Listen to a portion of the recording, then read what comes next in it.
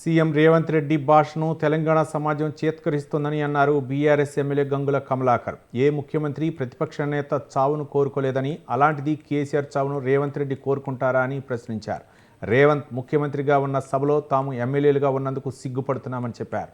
రేవంత్ రెడ్డి కేసీఆర్కు క్షమాపణ చెప్పాలని డిమాండ్ చేశారు ఎమ్మెల్యే గంగుల కమలాకర్.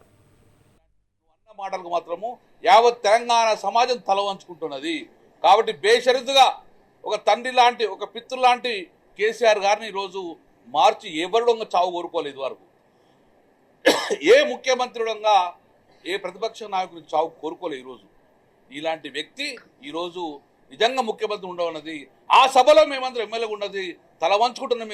నిజంగా మేము చాలా అవమానం ఫీల్ అవుతున్నాము.